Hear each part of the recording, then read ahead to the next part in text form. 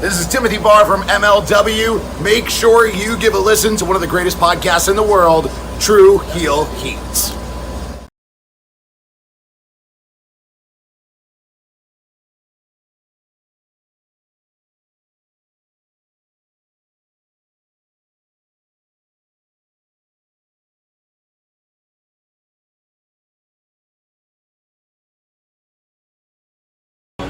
You already know what time it is, man. The young goat in the building.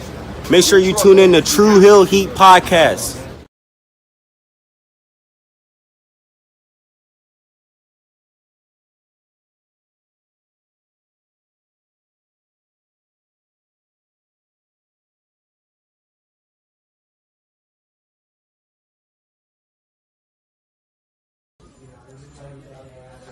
This is the knockout artist, Chris Hero. And if you're looking for some true heel heat, you better listen to the boys.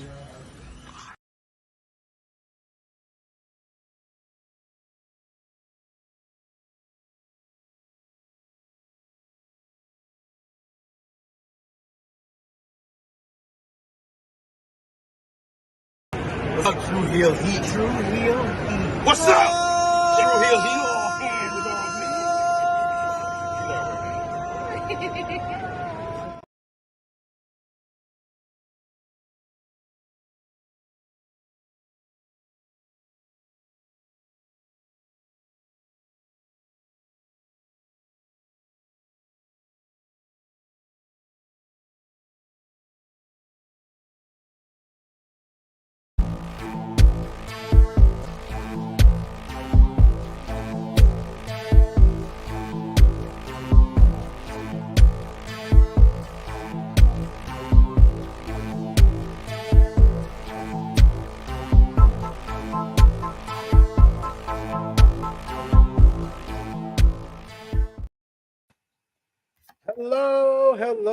Hello. It is me, your True Heel Phenom, SP3. We are live on the True Heel Heat, YouTube, Facebook, and Twitter for NJPW Sakura Genesis 2024 review, discussing the latest NJPW World Pay-Per-View. And to do that, I am joined by the most positive New Japan Pro Wrestling fan out there, one of the most knowledgeable as well. She is Sonal. How are you doing?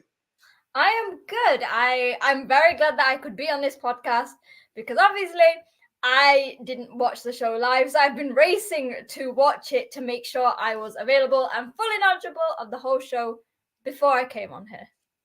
Well, the bright side of the timing of this pay-per-view is that with WrestleMania being the same weekend, they gave you about 2 to 3 days to watch this show before we were going to do a review on it, because we had to get through everything WWE adjacent first. So thank you, New Japan, for the timing of the pay-per-view for Sonal. But to be fair, also, it's a bit weird because normally these big shows, I think we've said this whenever there's a bit of a weird change, that these big shows are normally on a Sunday. Yes. So it was very odd that it was on the Saturday, and I feel like maybe WrestleMania was the reason why? Maybe. I don't know, because, you know... Just say. Hey, because the Dave made the whole theory last year that I think he said word for word on a podcast that Hanare versus Shingo Takagi was the best WrestleMania weekend matchup because New Japan had a show during WrestleMania weekend. So he said that was a good match. That was a bloody good match. I remember that from last year. Yeah, that was a really good matchup. It wasn't 5 3/4 stars what he rated it, but 5 1/4. Yeah. But yeah, it was a really good matchup. But yeah, I think that's why New Japan was like, you know what, this year we're gonna book our big show during WrestleMania weekend just so we could steal the match of the weekend again. They did that. So like I said, I didn't watch any of WrestleMania, so I couldn't. I mean, as someone who watched everything, New Japan did not have the match of the weekend. To be fair, I think it was a very good show. But I can imagine just because of how much wrestling there was on the weekend, it would have been very difficult anyway. Not very difficult.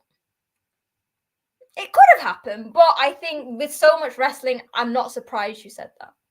Yeah, because you have this show, you got 2 nights of WrestleMania, you got NXT Stand and Deliver, you got ROH Supercard of Honor, GCW Collective, where they got like 15 different shows. Stardom had a show in Philly, I think DDT had TJPW, one. DDT had a show in Philly. I by the way, I know you like watching DDT shows. Go out of your way to watch Yuki Ino versus Speedball Mike Bailey. That was You mean one you of the mean my best. husband? You mean my Yes. husband, Yuki Ueno? Yes, your husband. Versus Speedball. Oh my god, that was one of my favorites of I love WrestleMania. Speedball. Like I have been obsessed with him since because he used to do like the British Independent scene so many times when I started getting into wrestling, and I was always in awe. So like seeing him in these big matches, yes, like I will definitely go on my way to watch that. I'm kind of sad that he's not in Best of Super Juniors this year. Yeah, Best of Super Junior. I feel like they've got an amazing lineup, but then I always feel like I want more. But then the amount of New Japan stars just shows how stacked the New Japan Junior division is. And I kind of get why they're not going for outside talent, because at this stage in New Japan, we've said this, with people possibly leaving, you really want to set up the homegrown talent. So yeah, I get what they're trying to do, and I get wanting some new fresh blood in there, and I think the additions of the debuts in the Best of Super Juniors, which we'll get into because it was announced on this show. I like the debuts, but I'm sorry, this junior division is not stacked, and there are certain people who I'm just like, okay, it's about time that you take a year off. If you are mentioning Taguchi, I will not be happy. If you are referring to the Funky Weapon, I cannot agree with you, and many people will not agree with you on the internet. The Funky Weapon stays. It's like Yano has to stay in the G1. There are two people that will always be there until they retire. I'm not going to name names, but there are just certain people I would not have in the Best of Super Juniors at this point in their career. That's all I'll say. He's basically talking about Taguchi, and I will not take the Taguchi slander on this podcast. I refuse on this live stream. No, that is not a thing.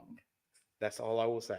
Don't. We do have a couple of folks in the chat with us today. Sonal, thank you guys for joining us. We appreciate y'all. If you're watching us live, we appreciate y'all. If you're watching us on demand, show that appreciation back the simplest way possible. Drop the thumbs up on this video. Share this video with all your wrestling fans, friends, and family on all your favorite social media platforms. If you are new to the True Hill Heat YouTube channel, hit that subscribe button, hit the bell to stay notified for all the great content here. And of course, sound off in the live chat. We love to interact with all of you here during our live stream. So sound off in the chat. We'll try to highlight as many of your comments as possible. But of course, if you're feeling generous and you want to show your support in the best way possible, you can send a super chat donation. Any dollar amount matters. It goes back to the contributors that you see on screen with us. And Sonal needs to buy some Doki t-shirts. So we appreciate any super chat. It's not for Doki. It's to buy us tickets to New Japan, to go to Japan so we can take over as Gato. Like we can be the bookers. So that's what you're funding, guys. You're funding Sonal being the president of Taguchi Japan. Literally. Hontai Taguchi Japan, they need a non-wrestling female leader, and I can do that. This is true. They will not find a bigger supporter or a more vocal supporter than Sonal. So I agree. So you guys should fund the Sonal for president of Taguchi Japan fund by sending a super chat. Big Man Dog says the junior tag match was fun. That was probably one of the top 2 matches on the show. I really liked it. Spoiler alert, but I really liked that in itself. I think like I've always said this. While I hate like non-traditional title matches, the junior division and tag division are the two that can do it well. Yeah. Do you know what I mean? Without it being like gimmicky and stuff. Yeah. Definitely. I definitely agree with you there. And then we also got in the chat Power Driver Finisher, who first says boo, and then he says, nah, just kidding. What's up, y'all? Good to see you, Power Driver Finisher. Was that boo because of SP3's Taguchi comment? It was, wasn't it? No. Everybody's like, yeah, get rid of Taguchi. Yeah. Savette says, what's up? Thanks for joining us, guys. We appreciate that. And sound off in the live chat with what you thought about Sakura Genesis or any other NJPW news that you want to discuss. We got Windy City Riot coming up on Friday. I did want to ask you, Sonal, what time are you free tomorrow? Because we are going to do a Windy City Riot preview, myself and Jay News at 12. Oh, well, Tomorrow, 5 o'clock for you. It's Japan. It's my Japanese lesson day. Oh yes, I forgot. I gotta start remembering that Wednesday is Japanese lesson day for Sonal. Wednesday's a no-go. Straight after work, I'm into town. I'm doing that all evening, so it's fine. Well, are you free Sunday? it should be. What? Because that's what I was thinking of doing, the Windy City Riot review. So again, this will be I'm not sure because I think I have to do something, but I hope so. I hope I'll be free because I'm actually watching that live. Look at that! Oh my goodness! And now 1 a.m. on a Saturday morning. Staying up till 1 a.m. on a Saturday morning. All right, I'll see you. I'll probably fall asleep. I agree. I'm dead ass thinking about, because I do a SmackDown review on Sportskeeda. Spoiler alert for anybody watching. I might call out on that because I want to watch Windy City Riot to see that Jack Perry reaction. Especially after Wednesday. Are they not going to have the, like after the VT gets aired as well on AEW, that's just going to be the funniest thing ever. They are helping Jack. They are helping Jack so much. They're like, here's the heat. After I came on here, it said he was the MVP of the New Japan Cup. It seems like more and more people is jumping on the bandwagon. To be fair, we'll discuss the match, which obviously wasn't it was a House of Torture match. But I feel and people are always complaining about, Jack Perry joining the House of Torture. While I don't always agree with House of Torture, he needed a drastic change. And following off everything that happened in AEW, this was the best opportunity, do you know what I mean? To put him in a faction that has so much heat, whether it's proper heat or just generally disdain for the faction. Exactly. That was my issue with it, because it borderlines on go away heat. But I think that it's helped Jack, and I think that Wednesday he's gonna be the big winner out of all of this. I don't think that airing the footage makes AEW look good. I don't think it makes Tony Khan look good as a leader and a boss. And I'm sure that the footage is not gonna make CM Punk look good and everything that he had to say in that interview. So and honestly, but the only person that it's gonna look good on is Jack Perry. Really, Perry has got nothing to lose. Do you know what I mean? Not saying obviously he's at the dust of the dust, but he obviously, we don't out of AEW, House of Torture, not do you know what I mean? He's a heel, he can't really be made to look any worse. Do you know what I mean? It's just gonna make him look oh my god, that's somebody I want to take notice. And sometimes you'd rather be noticed and hated and than just be left in the background. Yeah, that is true. We got in the chat, Frantic World says, I thought it would take some years, but Jack Perry is becoming a star. I mean, I think that if they use this in the proper way, that's my whole thing. If you're gonna air the footage, you're gonna air the footage. I'll have my opinions on it, but my opinion doesn't matter at the end of the day. All that I ask is that you use it to help somebody on your television and help out the on-screen product. And the only way you're able to do that is if you transfer whatever heat that the airing the footage is going to get to Jack Perry. Also, can I just say, can you just not? I know he's a scapegoat, but him coming out with that big goat head, it's not a good look. I don't like it. It's goofy. It's goofy. It's just goofy. But not in a good way. Not in a evil who had a big scythe or Hiromu with his big octopus outfit. It just looks stupid. You don't need to take it literally. The war dogs don't come out dressed with as dogs. You don't need with big fluffy ears. Yeah, they have the little things, when these come out the leashes and stuff like that. It's sort of those that still look badass. The goat head doesn't. It just looks weird. I agree. But let's talk about Sakura Genesis 2024. I believe the show was from Ryogoku. Am I correct? Yeah, Sumo Hall. Yes. Ryogoku Sumo Hall, a very famous arena for New Japan Pro Wrestling. On the pre-show, we did have a Frontier Zone Tier Zone Challenge as we had Boltin Odlin, Tomohiro Ishii, and Toriano pick up the victory against the visitors of for the Frontier Zone here. I'm going to get their names here shortly. But I felt like this was really a showcase for Boltin Odlin, who looked really good in this matchup, especially with his multiple revolutions of gut wrench suplexes, and then him picking up the win in the end. I thought that this was a good showcase for Boltin Odlin, teaming up with kind of the New Japan veterans in Tomohiro Ishii and Toriano, and they picked up the victory over Shikaratu Shoki, Torio Nikki, and Ayata Yoshida. My man, Yoshida. Yoshida. There you go. Yoshida. I tried my best. This Frontier Zone, I mean, not much to say. 2 stars for me. I mean, I was obsessed because Ayata Yoshida, if anyone remembers, like 2019, he actually did a stint in New Japan, so he was like part of the Young Lion class. He also did World Tag League with Shota Umino. I remember, like, I was obsessed. That was at the point where Taka was still on, with the company. Yeah. So, like, I was so to see him again, and he has become so much more leaner.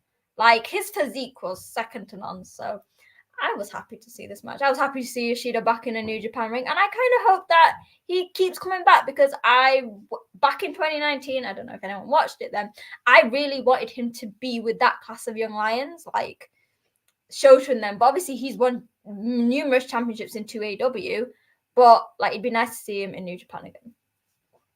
Yeah, I mean, I like the Frontier Zone to kind of try out some talent, but I just want to see it translate into talent that they're actually bringing in, and I haven't seen that yet. So until I see that, I'm not going to really invest. I'll be honest.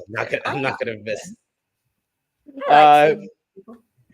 But our actual opening match on the main card had TMDK, Zack Sabre Jr., and Kosei Fujita teaming up to face El Desperado and Ryusuke Taguchi, Sonal's favorite wrestler. My favorite wrestler in the world. This match was basically by the numbers, but I thought that they had a lot of fun sequences, fun exchanges throughout the matchup. Really, the best being the mat-based exchange between Zack Sabre Jr. and El Desperado. Fujita came into this matchup with a whole bunch of energy, trying to prove himself, because I think a lot of the roster knew the announcement for the Best of the Super Juniors was coming up, so he had to look good here. He looked very fiery in this one. Fujita and Taguchi exchanged in a sequence late in the matchup. Once ZSJ and Desperado interfered, the match broke down entirely. This distracted Taguchi enough for Fujita to get in an Okada whirl to pick up a big victory over a former IWGP Junior Heavyweight Champion. What did you think about the win for Fujita here and TMDK picking up the win? I gave this match 3 stars. So if you watch my YouTube preview, Sonal's Life, go on YouTube and watch it. I basically tried to, and I said that I thought that Fujita was gonna pick up the win over Taguchi, just because out of all of them, Zack's not getting pinned, Despy I don't think is getting pinned, but again we're gonna say everything is setting up for the Best of Super Junior that's coming up, and obviously we'll see what happened later on in the show. And Fujita's not a young lion anymore. He is proven. He's had matches in so many countries, and he needed. I know it's a first match in the card and it's against Taguchi, but again, like Zack said in the backstage comments, you laugh at Taguchi, but he's a multiple-time Best of Super Junior winner, multiple-time champion, both singles and tag, never champion. So while maybe some people who don't know Taguchi's lineage are it's just a win over Taguchi, it's not like getting a win over Honma or Makabe. Like Taguchi is still in his prime. He's still probably one of the most legendary juniors in the company. So that is the best way to push Fujita to be like, right, no, he's not a young lion. Take notice of this guy in the junior division. Yeah, I think Fujita has had talent for a long time, and I like them calling him the youngest of the young punks. That was very nice, and his inclusion in the Best of the Super Juniors really was probably the one that was most excited out of the regular roster, because he's the reaction was great, wasn't it? Yeah, he got a big reaction from the fans as well. So I'm very happy for Kosei Fujita. I think he's going to have a spotlight on him. I think he will get a big victory in the Best of Super Juniors. I don't have him winning it, but I think he's going to get a big victory. I didn't have him winning. I had it for a year. I had Wato winning. But obviously, Wato went and got injured. So Here, do you want a spoiler? Because we're gonna have to preview Best of Super Juniors probably at the beginning of May. But if you want a spoiler on who I think is gonna win, they're in a match on this card. That's a teaser. That's a teaser. When we get to the match, I'll let you know. I don't know. See, that's the thing. I had Wato, and I at first thought Fujita, but now I'm not sure, just because of what happened in the match. But then everything that he was saying before this, about being the youngest champion, and then that cutoff would be Dominion. So we'll see what Gato, Tiger Mask, or Jado, or Dick Togo. I don't know. Someone said that somebody different books for the junior division. Let's see what they have in store. Their committee. And let's also hope that none of the juniors get injured, because this seems to be a long line of stuff, right? I would say big man dogs, either Fujita or Ninja Mac got the biggest reaction for the Best of Super Juniors announcement. Ninja Mac was the one that popped me the most, because that was like Ninja Mac. Yes, I was like, yo, Ninja Mac has been a revelation since I saw him in GCW. I know he's been tearing it up in Pro Wrestling Noah, but to get him in the Best of the Super Juniors, potentially against like a Hiromu Takahashi or an El Desperado or Robbie Eagles, it's going to be a lot of fun. Yeah, there's a really a nice mix of names. I know some people are like, actually, I saw some people hating on Ninja Mac. They're like, why him? Why him? I'm like, you know what? He's very good. Give him the chance to shine with some new. Like you're not gonna see it that often, are you? Where are you gonna see, apart from things like the Best of Super Junior, a guy like Ninja Mac going against like people like Hiromu? Do you know what I mean? But like, and even when you look at the field for the Best of the Super Juniors, really like the additions were adding a couple of like high flyers to it, and Ninja Mac is really like the high flyer of the tournament, because even though there's a couple of the stars in the New Japan junior heavyweight division, they don't really have like a high flyer like they used to. They're much more diverse, either you've got hybrid guys like Hiromu, or you've got mat guys like Robbie, TJP, and Despy, or you've got strength guys like Despy. I remember thinking before, because at one point I thought Callum Newman could be a junior. I thought he would be a high flyer, but obviously he seems to be heavyweight now. I think Akira probably out of the New Japan guys might be the most high flyer. But I feel like Akira is more of a speedster. He uses his speed than he can high fly. Wasn't it? But even Wato was a strength. He was even Wato has like a high impact offense. Like really, they really hadn't filled the high flyer void since Ospreay left the juniors. And I think that's not necessarily a bad thing, because it really does sort of push back I'm not gonna say the reputation that guys like Ospreay and Ricochet gave, that the flippy dippy stuff, but it did show that like New Japan Junior roster is much more than what people assume junior wrestling is. But it will be nice to have like proper high flying back. I agree. It's gonna be nice having Ninja Mac in the tournament. But two of the guys that will be in the tournament were in our next matchup, as we had Los Ingonables de Japón. See, I can pronounce it, unlike one of the commentators on this show, which popped me every freaking time he tried to say it. But we'll get to that. Los Ingonables de Japón, Bushi and Hiromu Takahashi versus Bullet Club War Dogs, David Finlay and Gato. This was David Finlay's first match back since suffering an illness that pulled him from the New Japan Cup tournament. Him and Gato teaming up here, using their heelish ways throughout. But the LIJ juniors of Hiromu and Bushi working really well together. They've been a pairing and a tag team for a couple of years now. They made their rally with Gato legal. LIJ was able to overwhelm him. Hiromu kept Finlay at bay long enough for Bushi to hit the drop kick to the knees, followed by his inverted figure four deathlock to pick up the tap out victory on Gato, and LIJ pick up a win that seems to be solidifying them for the junior heavyweight tag team division. But more of that in a bit. This matchup, though, I gave it 2.25 stars. What did you think? Bushi's losing his electrician role, hasn't he? Yes. I think it was the most obvious thing. Like, obviously, even though it's two juniors, if you've got Gato, it's just not really going to happen. And like you said, with what happened later on in the show, the tag titles seem to be firmly in their reach, which is a bit weird though because of Titan. Has Titan been dumped? Is he now going to be the solo junior guy in LIJ? And listen, Goganales de Japón is now their firm tag team is Hiromu and Bushi again. Again, and again. They're always doing that to these poor guys. It's been a while though since they've had any major tag team gold or done really anything together. Well, Hiromu and Bushi, they've never won the tag team titles, have they? I don't think Hiromu's ever won the junior heavyweight tag team titles. I think he's only been a junior heavyweight champion. Oh I think God. that's why it makes sense for them to do this now. But I swear Bushi has won. I think Bushi has. I don't know. Shingo. You won with Shingo. Yes. That's what I was like.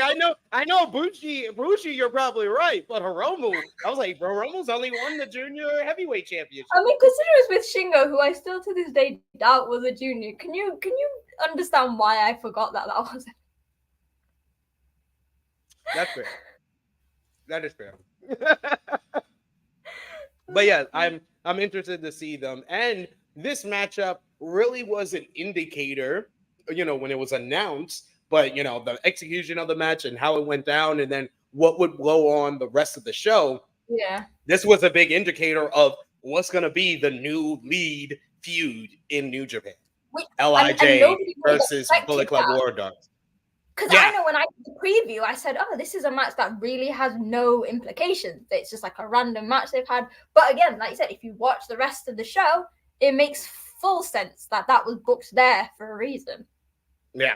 It really, you should. Yeah, I was like, bravo, Gato. I was like, it was an indicator that we didn't even know. It was foreshadowing that we didn't even know about.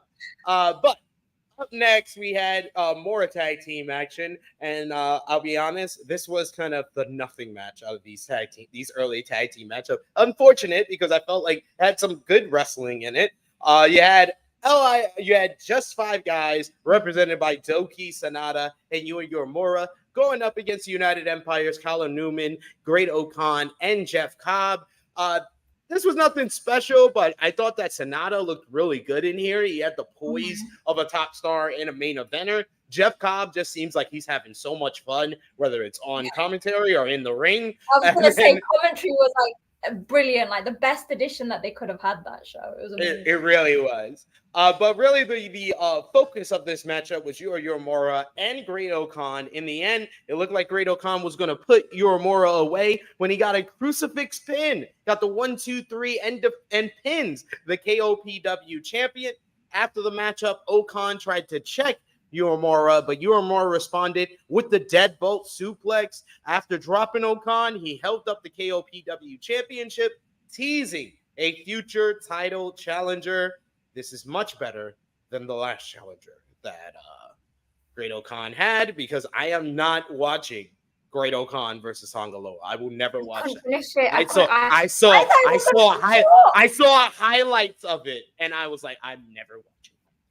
So I saw, and I watched it on demand, and it said it was 14 minutes. I was like, I can get through 14 minutes. Then it got to 14 minutes. Like, this isn't 40 minutes, and I was like, oh, I can't watch it. Like, I'm sorry, I love Tangaloa, I love Great Okan, but this match just wasn't it. So yeah, I am excited. I think also what we'll see later on, it seems like although Uemura obviously lost to Tsuji, lost to the New Japan Cup, he's not taken the route of, oh, I'm gonna mope. He's like, you know what? I took a loss after loss after loss, but we're coming back. We're gonna be productive. We're gonna be positive. And I quite like that he's had this, like, he's not trying to be, the emo kid who's like, oh, I've lost. I'm so annoyed. Like, yeah, he keeps picking himself up and going for something new and having a new focus. I like it. Yeah, it's nice and new, and it's obviously giving new contenders in each different division, a new KOPW, and you will talk about a new tag. Do you know what I mean? It's nice. Yeah. I like it. He's not doing a Shota, who just seems to be moping quite a lot. Yeah, unfortunately. We got in the chat, Big Man Dog says Tonga Loa might be one of the worst strikers I have ever seen in wrestling. Yes. He's not striker, is he? Whatever he's trying to do, it's definitely not striking. I agree. I kind of worry now that obviously Tangaloa was always safe with Tama. And at first I always thought, oh, like Hikuleo will need somebody. But I feel like with ELP, Hikuleo is growing as himself. He's always been actually a fairly decent wrestler. It's always just been his personality, which again, we're seeing more. Tangaloa, I struggle to see him as a single star. I don't see him as a single star. I'll be honest. I just don't. But what's he gonna do? Like, I don't see any direction for him going forward. Never open weight 6-man tag team titles with Hikuleo and ELP. Yeah, but you can't really like someone like Tangaloa. I feel like it's different if you're, for example, guys like Taguchi, Tanahashi, you know, the guys who've been there for ages. You can say that's fine. You can just chill out with the never titles, but then they can still hold themselves in the ring by themselves. Yeah, I've yet to see Tangaloa have, you know, like Tama has had like G1 matches. You know, that's a good match.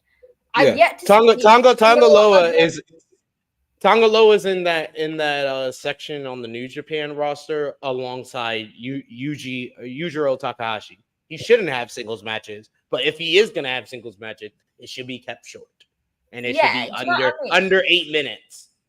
Yeah, like if you've got a tournament, maybe the first match of that, and it's sad because I think Tangaloa is great, but I think his lack of skills was masked by the dynamic within God, which obviously Tama is a great wrestler. Like he's always been able to hold it by himself. So. Yeah, I'll be honest. Like there's certain guys who are just tag team wrestlers. Like I never wanted to see Road Warrior or Animal in a singles match. I just never did. I never wanted to see that. I never wanted to see Devon Dudley in a singles feud. I never wanted to see Reverend Devon Dudley. And I feel like Tama Tonga is along with those guys. I don't want to see a singles match with him. You mean Tangaloa? Tangaloa, excuse me. Tangaloa. Don't hate on Tama Tonga. Like no. Tama Tonga is talented. Tangaloa, I don't want to see a singles match. If you tell me Tangaloa is going to be paired back up with Tama Tonga, then I'll say, yeah, I'll probably watch that matchup. But singles, nah. But also, I don't want him to see this and see what we're saying and put him with Hikuleo. Hikuleo doesn't need that. Hikuleo needs ELP. Hikuleo needs someone who is the complete opposite of him. Like a full 360. Because he has been, like, remember when he beat Jay? And the months after, we just didn't see anything. We were like, that. There's no payoff for that. Nothing. This Hikuleo, whether he wins or loses at the show on Saturday, is he has only got better. Which I think he should lose, but that's a spoiler. But it depends on who you want to lose it to. TMDK. There we go. That's fine. I'll take that. I will. Yeah. That's all. That's what I was thinking. I was thinking that as well. I was like, TMDK need that gold, please. It's been too many times getting shots and lose. But speaking of tag team titles, we had the IWGP Junior Heavyweight Tag Team Championships up for grabs in a 3-way matchup. The Bullet Club War Dogs, Clark Connors, and Drilla Maloney defending against Catch 2-2, Francisco Akira, and TJP, and the Intergalactic Jet Setters of Kevin Knight and Kushida. This match started off very fast-paced with some brawling. Most of the guys fought on the outside, leaving the ring for spots. This played out for some time before the Bullet Club War Dogs cleared the ring and began to isolate Knight. But Knight eventually made his comeback, eventually kicked off the War Dogs, leading to another match breakdown. Once the ring cleared, Knight hit a dive into the first row of seats, which was crazy. Kushida threw everybody into the first row, and Knight did the dive back in the ring. Knight hit TJP with a Rana before planting Akira with a powerbomb for a near fall. We get TJP using the miss on Drilla Maloney at another point in the matchup. We get TJP hitting the Mamba Splash for a near fall before anyone could follow up. The match fell into chaos again. Just the multiple chaos in this matchup, which is so much fun to watch break down. Catch 2-2 looked like they were going to get the victory or on the verge of victory after the 2-2, the knees, but Bullet Club War Dogs broke up that pin. Bullet Club emerged from the chaos with the lead. Maloney hit Kushida with the Driller Killer at the same time. Clark Connors hit his finisher on Knight. Then with the end in sight, the War Dogs hit the full clip and their suplex spear combination on Kushida to retain the IWGP Junior Heavyweight Tag Team Championships. This was so much fun. Just such a blast to watch. A great matchup. All 6 guys really delivering a fast-paced 3-way matchup that felt akin to the 3-way Junior Heavyweight Tag Team title matches of the past, of Wrestle Kingdom's past, especially. But I'm going to give this matchup 4 stars. I really enjoyed this one. Yeah, I was really happy. I predicted it, but I didn't know. I was happy that War Dogs won as well, because obviously I feel like their reign has sort of been pushed to the back with obviously like the cage match and stuff. And I thought it would be a bit disappointing if they lost. And I really think out of the 3 teams, they would have benefited. They're benefiting the most from retaining. Yeah. Like the other 2 teams, we know they're strong.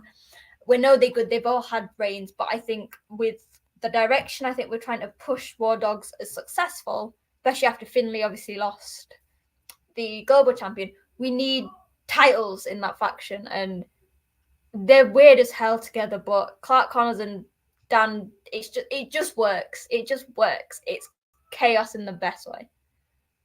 Yes, and their style, their kind of aggressive, kind of gritty style, fit well with like Catch 2-2, who are very fast in the ring. They have their their double team sequences that they hit very well. The Intergalactic Jet Setters have more of like this frenetic pace where they kind of will get you off guard by going in different directions and their different style of double team moves. And I thought that Bullet Club War Dogs was the perfect heels for those 2 teams, and that's what made the match so much fun to watch. I also love that, obviously, in the post-match comments, we now saw a bit of dissension within the Empire, with obviously O'Khan coming in and being like, because I think Cobb also sort of Cobb on commentary. Yeah. TJP was by him on commentary, and he was basically trying to cheer him up. But he also said, like, he was like, "You want to be the you want to be the leader, you want to be the captain. Well, you got to show us. You gotta show us that you can lead. You got to show us you could be the leader." And then O'Khan kind of doubling down on that and saying that really aggressive, wasn't it? I no longer want to, but I want to show my support of United Empire. If you're going to keep calling yourself the captain, he was like, if you're the captain, then you have to bring treasures to the stable, which leads me to tell y'all, DJP is winning the Best of Super Junior.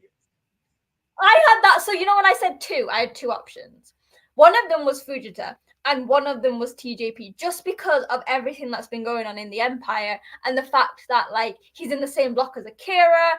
And I just think that with this dissension and this sort of unhappiness with TJP trying to be the leader of a faction that was never meant to have a leader, but then did it by de facto because obviously most experienced, he needs like he needs gold.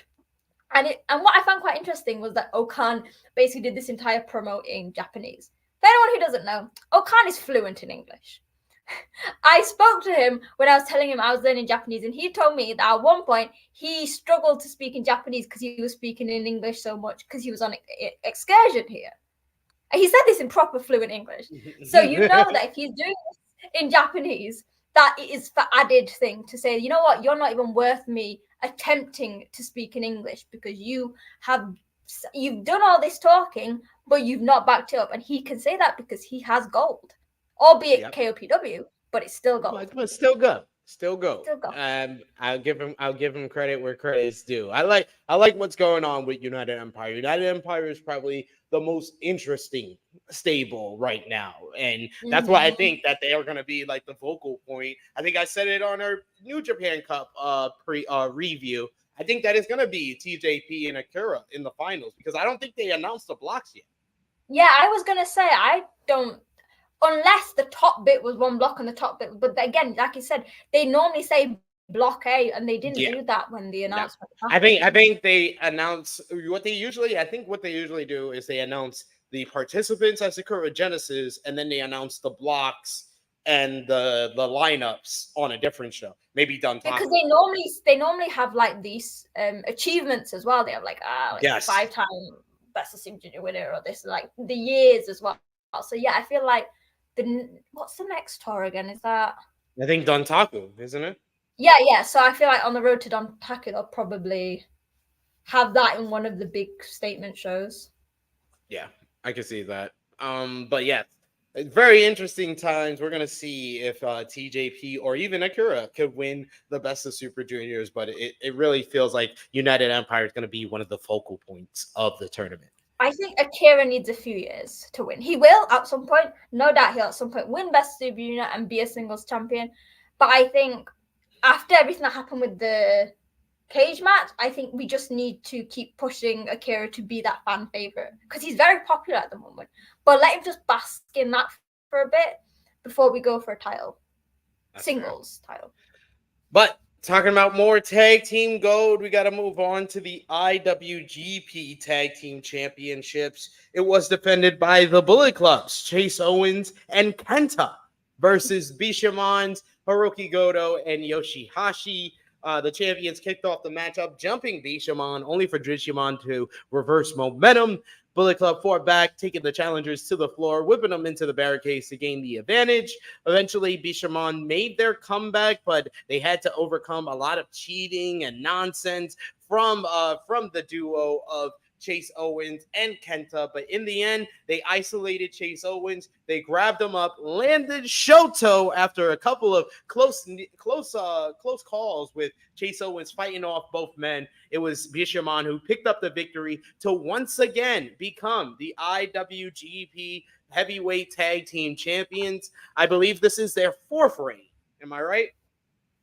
Yeah, I mean, I think somebody put it on social media that Yoshihashi, from having no titles at all, is becoming one of the most successful, like, never heavyweight, like, world tag. Yoshihashi is coming out, and you know what? Might not be the brightest, but he is slowly coming, and everyone's like, yes, Yoshihashi is getting to that legendary status he deserves. I've never been a hater of Yoshihashi. I've never been a lover of Yoshihashi. Yeah, I've been indifferent on Yoshihashi, but I can't front. He's found his role in the tag team division. Yeah, I think at first I was indifferent, but then I loved the underdog thing. I feel like I've always been drawn to that. And again, like, not like Tangaloa, I think Yoshihashi can very much hold matches by himself. However, I don't think he is singles champion worthy. Does that make sense? Like, he's a great singles wrestler. We've seen it. He's put on great matches, but I don't know if he is ready to be a singles champion yet. I agree with you. He's a singles wrestler, but not a singles champion. That's fair. Which is not. It's not a bad thing to be. Like, some people just fit into that. The main thing is he can put on good singles matches. Not everyone has to be singles champion worthy. That is true. At this point of the show, that's when we got our Best of Super Juniors lineup. We got Teton from CMLO. He got a big pop as well when he was announced. Blake Christian representing Ring of Honor, which I thought was very funny because Ring of Honor is AEW. Ninja Mac of Noah and Hayata of Noah will be in the tournament. Then you got our usuals like Rasuke Taguchi, El Desperado. Don't hate. Yusuke Taguchi. Yes. El Desperado, Kevin Knight, Yo, Hiromu Takahashi, Bushi, TJP, Francisco Akira, Doki. Robbie Eagles got a nice pop for his return. Yeah. Taiji Ishimori will also be returning in the Best of Super Juniors tournament. Yoshinobu Kanemaru, Isho, Clark Connors, Drilla Maloney, and the debuting Kosei Fujita. I've got a bit of a question mark next to Yo at the moment. We'll have to see, because again, there's not really been we'll speak about this later. There's not really been an update on. Hey, Speedball, take a month off from the independent scene. Come on. Just keep your phone on, because we might, or even depending, I don't know what he classes. Mustafa Ali, depending on what happens this week, I don't know. SP3. That would be. I know a lot of people were surprised that he wasn't on the card, which I mean, probably depends on his own booking and stuff. Because he's booked everywhere. Like That's I'm what not, I'm I'm not surprised that he's not in the Best of Super Juniors. You're gonna get a certain amount of money for the tour from New Japan, whereas he's getting money from everywhere. And in that amount of time, the month he would be in Japan, he could make a whole bunch of money from different promotions. That's more than what New Japan would pay him. But yeah, I think Yo is the only one that obviously I'm sad because I didn't have him winning, but I had him just continuing like to build up to getting another shot. Again, I feel like I'm talking too much about what we'll talk about. Hey, the match is next anyway. You had next show defending the IWGP Junior Heavyweight Championship against Yo. As soon as this match began, Yo took the lead, but he immediately dislocated his shoulder. It was very visible as well. It was but I don't even know how. Like it wasn't like anything. He didn't do any moves, did he? He didn't do anything like that would make it was like once he landed after the drop kick, like it dislocated or something like that. I don't know, but the match was immediately called off. Yo had a very emotional response to the injury. This was a big matchup for him. So I can understand, being very visibly upset and frustrated that the injury happened literally less than a minute into this matchup. After the matchup, though, once the match was officially announced as over, we get Doki and Kosei Fujita coming out to the ring. Both men challenging Sho for the IWGP Junior Heavyweight Championship. Sho immediately says that neither of them deserve a shot. So Fujita drops Sho with a punch, and then Doki leaves with his damn belt. And basically the two challengers decide we're going to have a number one contenders matchup, and the winner will face Sho for the IWGP Junior Heavyweight Championship. So they had the big show, I believe it's in Taiwan on Sunday, and it will be Kosei Fujita versus Doki one-on-one. The winner gets Sho for the IWGP Junior Heavyweight Championship. I actually like the lineup for what is it called? Wrestling World in Tijuana. They got the Never Openweight 6-man tag team title tournament. They also got Bishamon versus Just Five Guys, Yuya Uemura and Sonata, which I was surprised they had that match. I was like, oh wow. Where's Taichi? This is what I'm thinking of, because he wasn't on the card for this show. He's not there. Taichi, where are you? Holy Emperor, where are you? He went into hiding. He got that win over Shingo. He's been in hiding ever since. He's like, bye. That's all I needed. Nah, he took the loss to Red Narita. That's why he's in hiding. He's crying now. He's like, you know what? I didn't get to see my ex-husband in the second round. I'm never gonna live this down. And my ex-husband lost to the same person. Yeah, it's a hard time. It's hard not life out here. Hard not life. But yeah, I felt really bad for Sho with this matchup and the injury, and you can see how visibly upset he was. With the crying. I think there was a shot of somebody saying it's a shot of Sho as well, looking, and because we know Sho is obviously has taught to heel, but you've got to think Sho is obviously not like this in real life. Sho and Yo have been through so much. They were in the dojo together. They went excursion. They came back and won the tag titles. And Yo always said he wanted to have a match with Sho for the title on a big stage. And Sho would have wanted that too, because that's probably something that when they were young lions that they could only dream of doing. And to see that, and kudos to whatever happened backstage to get it out, and Sho to quickly realize that something was going on and it change his character and change everything to it.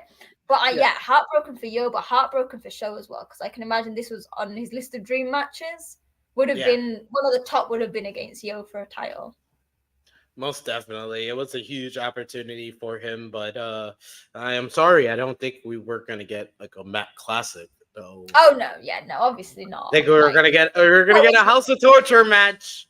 But we only got 1 minute of it. It really broke up the flow of the show. But thankfully, there was 3 more matches after. Yeah. I mean, obviously, it couldn't be helped. Like, for once, the shittiness that happened, it's not on New Japan. It shows that, like, wrestling is very much real. And I guess kudos for them for stopping it. Because we've seen matches where there have been injuries. more serious, e.g. Hiromu when he broke his neck, and he carried on the match.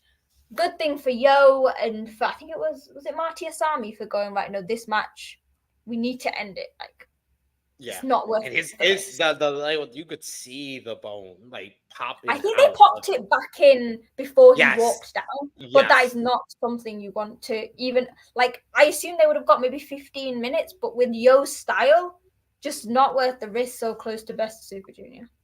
Yeah. I think they saved him from possibly being able to make Best of Super Juniors, but we gotta wait and see. Next, though, let's talk about the next matchup, which was a tag team match, Sonal, as you had Shota Umino teaming up with one of his uncles, one of his papas, one of his protege, his mentors in professional wrestling, AEW's own Jon Moxley of the Blackpool Combat Club, coming back to New Japan to help out his former young lion to verse the House of Tortures, Jack Perry and Ren Narita. Yes, it's AEW and New Japan versus AEW and New Japan here.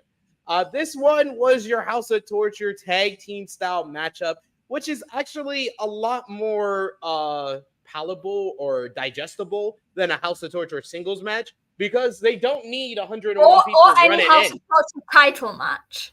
Yes, House of Torture title matches, or just House of Torture singles matches in general, where they have 101 people running in. With a tag team match, you don't need to do that. We'll talk about that next. Exactly. The match started off with House of Torture gaining the lead in their signature style by attacking their baby faces. Once they were in control, they isolated Umino. Umino eventually tagged in Jon Moxley. He leveled Narita, turning the match on its head. Moxley tried to fight on the floor, but Perry cut him off. He responded by throwing Perry into the barricade. When Moxley distracted, though, Narita was able to land a big suplex on the floor. Back in the ring, Narita continued to make advances against Moxley before Moxley hit a cutter, and we got the hot tag to Shooter. Shooter came in. He started running wild against Jack Perry. He launched into an intense sequence, but Perry regained control and then hits rolling Northern Lights suplexes, shades of Matt Jackson. Then he does the rebound out of the corner onto the apron, does the karate kick to the face, the Nick Jackson special, and then goes to the top rope and does the Macho Man elbow drop, which is a signature of who? CM Punk. There's got a bunch of reaction from the Japanese fan who immediately caught on to it. This led to Narita hitting the ring, which forced Moxley to get involved. With Jack Perry distracting the referee, Ren Narita grabbed the push-up bar and tried to use it on Jon Moxley, but Umino pushes Moxley out of the ray. He takes the bullet for Moxley. Moxley knocks Narita down, knocking the push-up bar out of his hand. He knocks Jack Perry off the ring apron. Umino tries to put the sleeper on Jon Moxley, but Moxley reverses it, hits the Death Rider. 1, 2, 3. Jon Moxley and Shota Umino defeat the House of Torture. I actually thought this was not as bad as I thought it would be. I actually gave this match 3 stars, which I think is a new record for a House of Torture match. Is it not just because we didn't see the entire faction come out during this match? That's basically it. They get points for creativity and innovation in a House of Torture match that didn't need 101 run-ins to be completed. So I give them a lot of credit here. I like Moxley working with Shooter here, and the Shooter and Jack Perry rivalry seems to be heating up as we go to the blow-off in Windy City, in Chicago at Windy City Riot on Friday. What did you think about this one? I liked it. Yeah, again, like, there was no interference. It was very story-led. I liked the ending here with Shota sacrificing himself. Like, I think it... Because in the backstage comments, he was like, we're not, like, senpai and, like, we are teammates. Do you know what I mean? And that sort of just shows that from being Jon Moxley's young line. I think it's probably the video of the bloodied Shota is still, I think, one of the most viewed videos on the New Japan World website, on the YouTube channel. Not surprised. And I like how it's gone from that dynamic to now, like, yeah, we're teammates. He's got my back. And yeah, again, the pop that Moxley always gets in Japan. We'll talk about it. Like, we'll touch upon the Windy Riot. While people might complain about Moxley, they don't think Moxley is perfect fit in New Japan. Japanese fans love him. Like, they were shouting, Moxley, Moxley. From a crowd that we very rarely hear the vocal, but they will always be vocal for Moxley. Yeah. I really like Moxley in New Japan. It's just different, the aura that he has in comparison to him in AEW or even him in his time in WWE. It's just totally different. You can sense he's really happy to be there. Like, that's where he wants to be. Yeah, that too, for sure. All right, let's talk about it. It's House of Torture time. Could have been worse. Could have been worse, SP3. It could have been worse, yes, if he won. That's it. This was not a good matchup. That's all I will preference and say it. Evil defending the Never Openweight Championship against Shingo Takagi. The match started off slowly with Takagi trying to gain control in the ring. Once the match worked its way to the floor, Evil whipped Takagi into the barricades, attacked him with some chairs. He choked Takagi with a wire at one point. Takagi get a dragon screw to reset the matchup, but Evil was able to fake a leg injury, and with the referee distracted, Yujiro Takahashi removed the turnbuckle cover. Evil followed up by whipping Takagi into the turnbuckle. Takagi tried to respond with the pumping bomber, but Yujiro hit him in the back with the chair. This led to multiple interferences as someone with a Bushi mask came down to the ring. He distracted the referee so Evil and Yujiro could work together in the ring.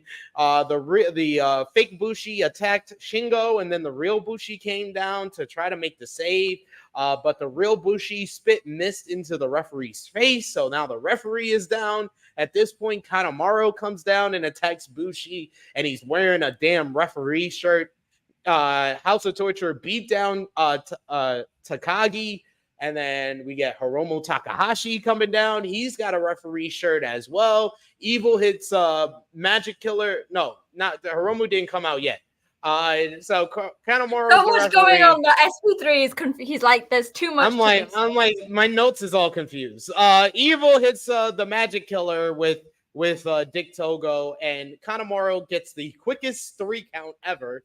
They then fake ring the bell. Yujiro fake rings the bell to signify Evil's false win. But then Hiromu comes out with the referee shirt. He clears the ring of House of Torture. There's a full-scale brawl between both stables. Takagi spits whiskey into the face of Evil before they... Oh, man, this is the worst throwing of powder I've ever seen. He I was so uncomfortable by that. It looked awful. It's like punk faking, and then they couldn't even get it off. Like, he couldn't even do it properly. Oh my God, Yujiro was awful here. Hiromu then pulled another real referee to the ring. Red Shoes. He was not happy. He was like, I don't know why I'm here.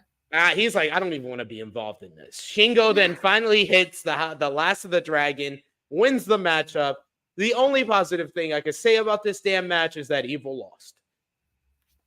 After the matchup, though, the big positive of this is that Gabe Kidd came down, hit the ring. He attacks Shingo Takagi, interrupts his celebration. He calls the Never title a joke in its current state. He calls out Hiroshi Tanahashi and tells him that he's been pulling down his pants for Tony Khan. He calls out the fact that Dolph Ziggler and Matt Riddle are here, and the fact that Jack Perry got sent here as a punishment. And he swears, he promises to kill people. He says that he will stab Tanahashi like he should have been stabbed years ago. And then he says he's going to kill multiple people. And then finally he says that you little bitch, talking to Shingo, he's taking that Never Openweight Championship. And he's taking all the titles in New Japan. Gabe Kidd is our hero. Thank you, Gabe. Thank you so much. That promo was fantastic. But that was the best thing about anything that went down in the past 20 minutes of the show. Can I just put out That matchup may be my first dud of 2024. That was a dud. So I'm saying this controversially, right? Out of any Evil match that I've seen, this was actually my favorite, and not the I'm gonna put out the wrestling was shocking. There was no wrestling at all. Like, I can't even mark it on that. But my thing is, if you know you're not going to get a good match out of Evil, at least give me something that I'm going to be laughing from start to end. And that is actually what I was doing. It might have been now slightly tired, but seeing Kanemaru in that ref out Then see Hiromu come out in the ref hour. I have laughed. I've not laughed that much in a long time.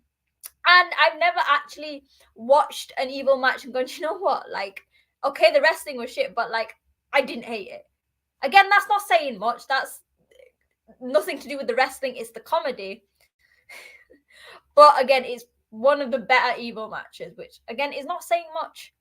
But you know what? I needed a laugh. You know, I had a long journey. I was watching a long show. I needed something to give me some giggles, and it did. But on the Gabe Kidd thing, that man is pure gold. Thank you for re-signing Gabriel Kidd, because this is what we need. Basically, calling Tanahashi out, like, it was just phenomenal. Gabe Kidd is an enigma, and one that I never want to crack, because I think that's the best thing about him. Yeah. That line about stabbing Tanahashi was wild. It was very wild. Gabe Kidd. It's very Gabe. I was like, it's very Gabe Kidd, but I was like, God damn, that sounded real. I believe. No, but he really got deep though. Like he was talking about, like when he, like, you know, when he was in depression and stuff, and like I get that, like, obviously it's a character, but I like that obviously you can feel the passion, and that passion has come from things that raw and have really happened with Gabe Kidd. And again, like, for people who probably don't know Gabe aside from New Japan, his career has been so long, but it's also had the highest of highs and the lowest of lows, which I guess for people who have followed him for a long time, from when it was like WCPW, will get the passion and understand why he is the way he is, and why War Dogs is the perfect setting for him to unleash that anger. So what are we calling? We think Gabe's gonna beat Shingo for this title? When's the match? Have they confirmed it? No. I'm guessing Dontaku. I don't know. Like, again, the Never title is one that we've seen swap hands, and we've seen Shingo not hold this title very long, multiple times. Exactly. I feel like Gabe needs it, and Gabe would work very well with it. I feel like Shingo needs to go up to the global title scene anyway. I feel like this was just like someone mentioned it on Twitter, and I forgot to bring it up with the show match. But like, this is why somebody thought that show was meant to lose. But if you look at this, the House of Torture lost every match. Yeah. And it's almost like, this was like the Shingo winning evil here. This is the end of the House of Torture LIJ rivalry. That's what and then Gabe attacking Shingo after the match was like confirmation of that Shingo's the House of Torture is gone. He's moving on. We're now doing this was another indication that now the main stable rivalry it's Bullet Club War Dogs and LIJ. And that's the thing. Like, I feel like it's very nice. I believe it was in this match that Jeff Cobb started saying, I can't say it. He was like, remember when I was in Hontai? He was like, Tetsuya Naito asked me to be in the group. But I was like, no, I can't do it because I can't pronounce it. He was like, I always want Jeff Cobb to be successful. I want Jeff Cobb to be in those main event matches. I want him going for titles. But if he can't, have this man on commentary as much as humanly possible. Because the team of him and Chris Charlton, I was like, Chris was really good. He was like, there's some dick on dick action going on here. And some dick on dick contact. Yeah. And the dynamic between the two of them was just so good. Because again, for people who don't know Jeff Cobb, who've just seen him wrestle, he's just a big man who can do amazing things. But really, he's just, in a more subtle way, he is charisma personified. That's true. He has a lot of charisma that hasn't even been tapped into with him as a wrestler, honestly. Mm-hmm. We do got our first super chat donation, and it's a big one from Will Chisholm. Thank you so much, Will. We appreciate the support. He says, I know NJPW losing Okada, Will, and Jay White, it was going to take a hit. But what would y'all do to get them back on track booking-wise? I don't mean their glory days, but level it out where SP3 isn't blowing out his mic out. Yes, I agree. I mean, this if you notice, Will, I have not blew out my mic on this show. Even though that match, the last match we talked about, was awful. There was times that it was so awful that I did laugh. The result was fine, and like I said, it was comedy. Do you know what I mean? Like it's so bizarre that you like. It's comically bad. Yeah. Comically bad. Yes. I think to get them back on track booking wise, it's always going to be tough. We've seen with the win with Tsuji, they are trying to push new guys. We've seen what they're doing with the junior division. That like show they've got Doki and Fujita. It's not going to be something that happens overnight. We're going to have to see. We're going to have to see which wrestlers step up to play. We've seen Gabe step up, like a big one like that. We'll see where it goes with that. I see Cobb doing that. TJP and Akira. For me, it's the case of I think after I forgot the Sakura shows, wasn't it? Yeah. Everyone was very down about it. Everyone was like New Japan. I think that they weren't great shows. I'm going to be honest, but I feel like to say that that's gonna like set the standard of like what happened with New Japan, you can't say it. We've had we're seeing things happen slowly, and I guess it's hard to sort of say what would you do with booking to get back on track, because I mean, I really feel like the Windy City Riot main event is really going to be an indicator, because honestly, with wrestling, it always starts at the top of the card. You have to figure out what you're doing at the top of the card, who you're building the company around, and what you want the message to be. And what WWE has really shown, and it really showcased that with the results of WrestleMania, is that sometimes the long title reign, you're creating a big star. And regardless of what they did previous to that long title reign, that will become the defining factor of the defining kind of trait of how you view them as a star. And in my eyes, I feel like they have to keep the title on Naito for a significant amount of time. Yeah. I would even think that Gato and the booking team of New Japan should be having conversations and discussions about Naito holding this title till next year's Wrestle Kingdom, because like the way Roman was viewed before his title reign to immediately after, where 7 years ago I was in Orlando, Raw after WrestleMania, where they chanted "Fuck you, Roman" after he. I watched that. I was there. I was there live for that. That is like the origin story of True Heel Heat that weekend, because I was the biggest heel cheering for Roman. But to go from that to 7 years later and a almost 4-year title run, that Raw after WrestleMania crowd last night on Monday were cheering "Thank you, Roman," because his title reign changed the whole perspective of the company. And maybe it's time that New Japan finally give Naito that ball, the ball that he's been sharing and having to hold for a little bit, and give it to somebody new and make a new star, or give it back to Okada, or give it to Will. He's been having to give the ball to everybody else. If his knees can make it, he's got to hold the title at the very least to Dominion, in my eyes. You have to kind of establish him, and whoever beats him, you're either making a new star or you're elevating somebody. That's what has to happen. Because at first I was thinking, oh, it might be Moxley, but I watched the press conference and they actually spoke about it. They were like, this is your third title reign, and you dropped it very early on. This is like your second defense.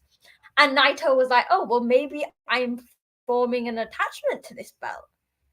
And I feel like that is almost like a thing of people just assumed, and I assume this, that he really only wanted the title for his Wrestle Kingdom moment. But now it seems like in the press conference, he was like, oh, it's a bit broken. I might have to super glue it. Naito of old, who didn't see any future. Do you remember the IC belt? Yes, beat the hell out of it. I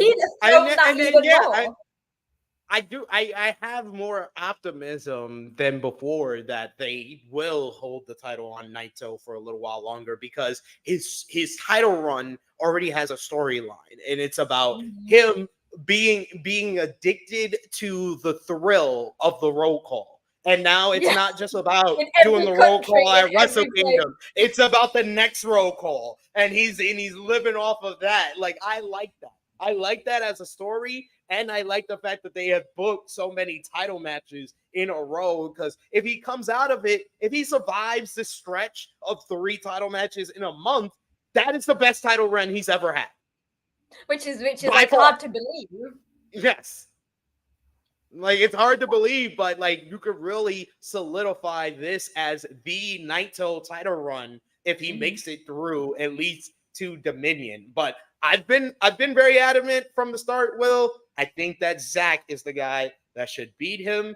I don't see any other place for Zack to win it, because I think by the time we get to Wrestle Kingdom next year, you gotta crown either Shooter or Tsuji. Yeah, because I think you said that like Dominion Zack. Is that what you said? Dominion Zack. Yeah. Hold it until Wrestle Kingdom, whoever wins the G1.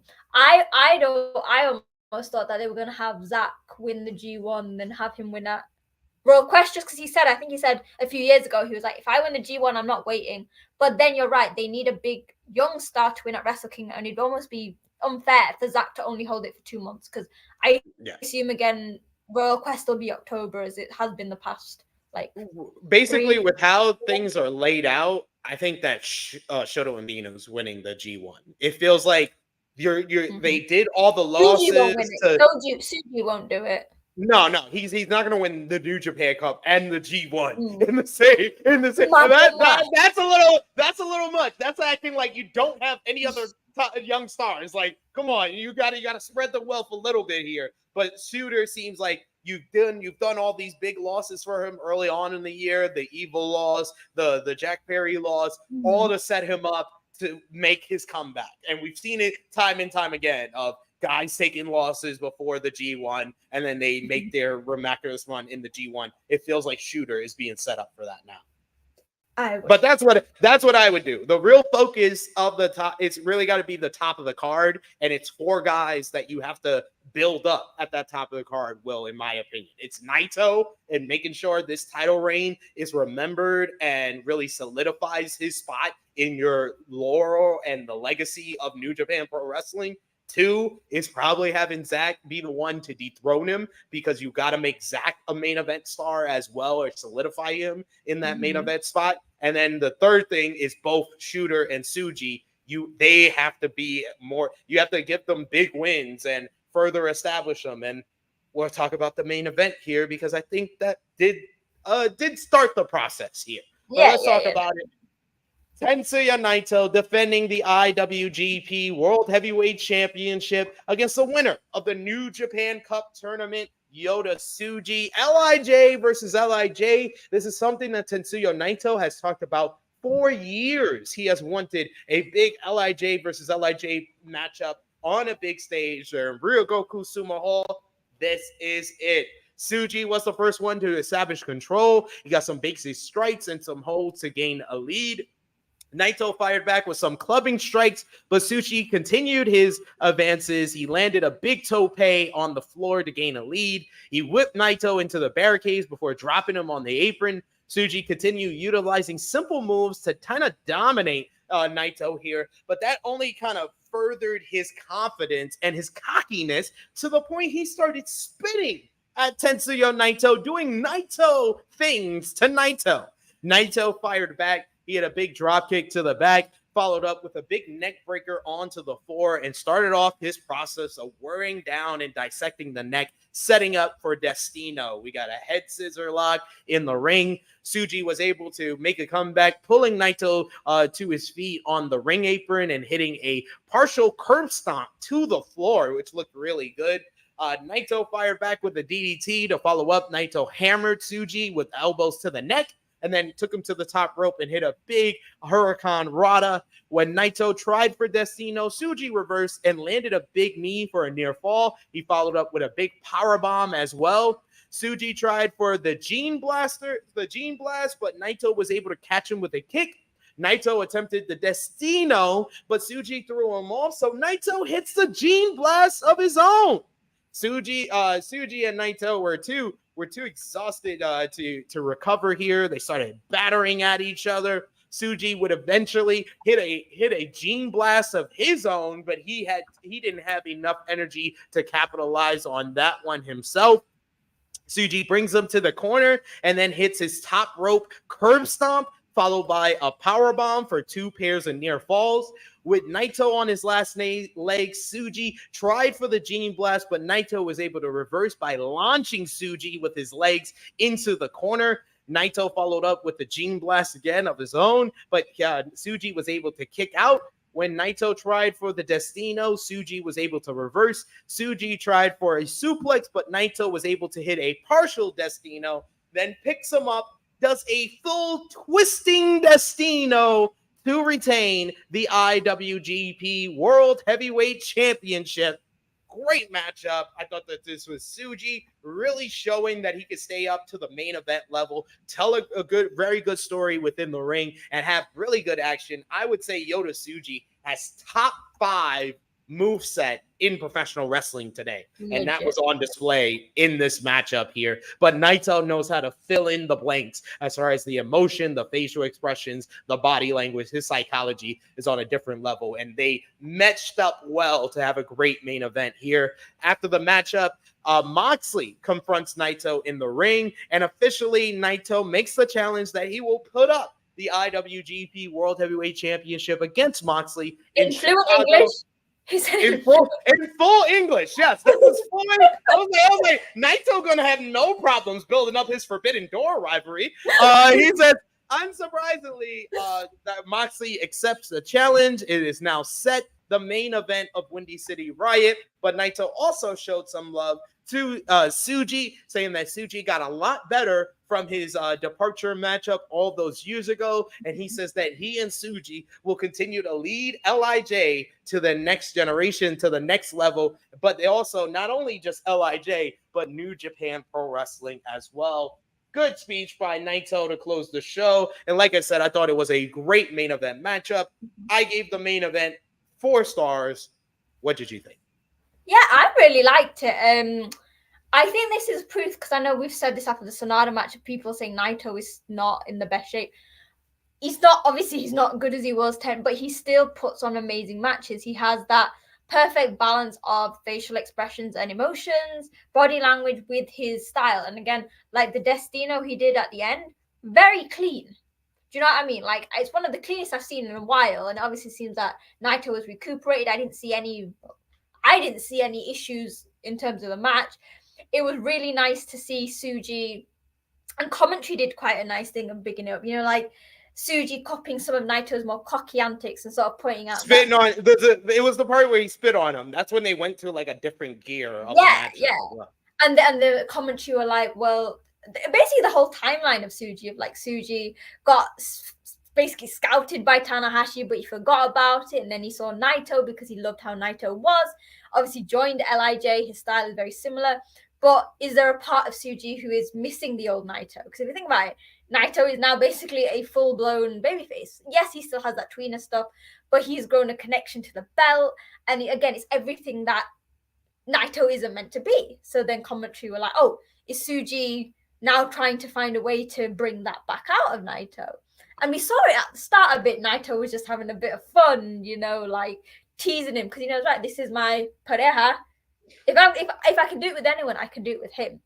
Yeah. So yeah, I really liked it. Like, the wrestling was really good for me. Like, it wasn't obviously 5-star, like, but it told the story that needed to be told. And obviously Naito saying in the post-match comments he wants to face every member of Los Ingobernables de Japón, which was another, again, adding to, you know, how you said like his new thing is the roll call, and now he wants to face every member of LIJ as he's slowing down.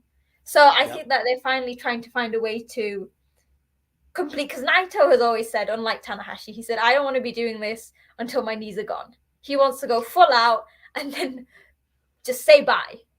Yeah. And I feel like I think Naito has said this. He says he doesn't know how long he's got left. And he is just going to keep doing what he's doing. Yeah, it's true.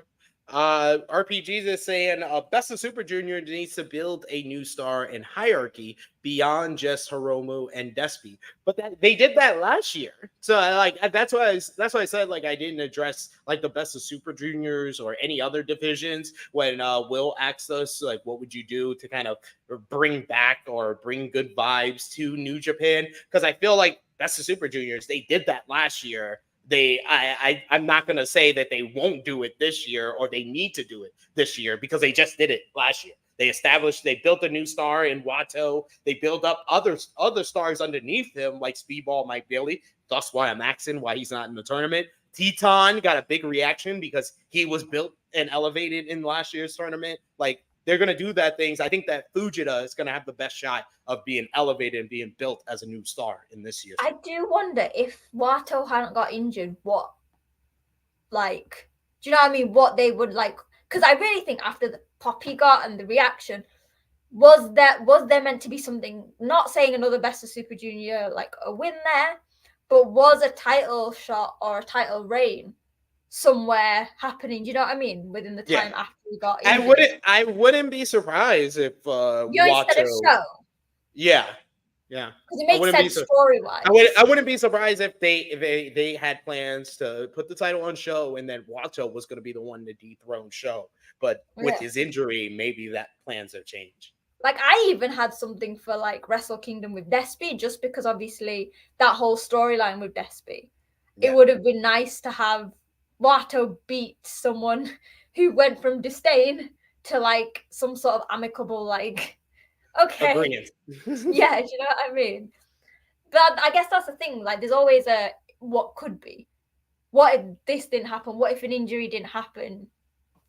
I think compared to like the heavyweight, I think the juniors have got quite a wide range of talent that are all quite ready to step up to the plate. Do you know what I mean?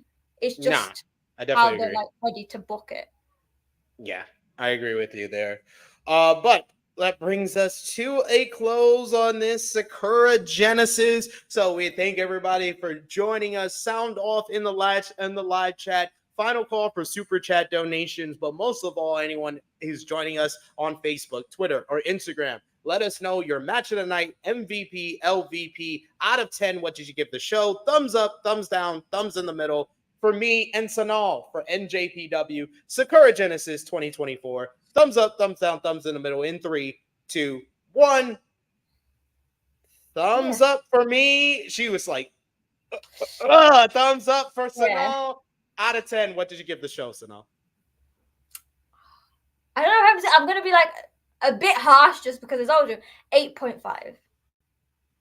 I give it a 7. I'm harsher. Yeah, you're harsher. Hey, this is not an 8.5. I don't know about that, but because for me, the only match I didn't really feel was the Shingo versus Evil one. But even then, I was laughing. Yo and Show did not happen. Yo and Show did not happen. One match got canceled. Well, that wasn't New Japan's fault, is it? Another match was trash. That match was trash, and another match was. I forgot most of the matchup already, and I watched it like yesterday. But which one? Bishamon and Bullet Club. Like there was multiple. For me, the result was what I wanted, so I can't complain. I understand the result is what you wanted, but we can't deny the match was not good. But it was nice and short. It didn't overrun. Yoshihashi and Goto back on the tag division. I can't complain. See, Frantic World and Safed are more admiring. So you're like 7.5 out of 10, 7.5 out of 10 for Safed. Safed also gives it a thumbs up. No, Safed goes down to 7 out of 10. Thank you. I don't know. Just join the club. I quite enjoyed it. Like, do you know what I mean? There was nothing that I disliked. Like I said, again, the one big low for you, I found it funny. And I needed a laugh yesterday after my long flight. So hey, 7 out of 10 is still a thumbs up. So it's not a bad show. Sapporo, I think I went thumbs in the middle or thumbs down for one of those shows. So hey. I think it was the first one. Yeah, the first one. Because the second one had the Shingo and Taiji match, which was the best match of either show. I'll start off with match of the night. I'm gonna go with Naito versus Tsuji. I might give it a 4.25 because I thought it was a really great matchup. What's your matchup tonight? I was gonna say that, but I'm gonna give a shout because we're coming up to Best of Super Junior season, the triple threat for the IWGP tag. I love it. I think we need more guys in the junior tag division, but it's always been on the smaller side. But the guys are holding up. They're giving us new things each time, and I really like the direction the War Dogs are going in. I like the War Dogs and LIJ rivalry that's shaping up as well. That happened in the post match. David Finlay approached Yota Tsuji, seemingly setting up a rivalry. He has no right to. And he brought up the fact that was supposed to be our New Japan Cup final. I love the fact that he brought that up. That was great. He's still bitter about that. He's like. That was one of my favorite David Finlay promos because I was like, oh, he kept it real. He was like, yeah, I was supposed to be in that final with you.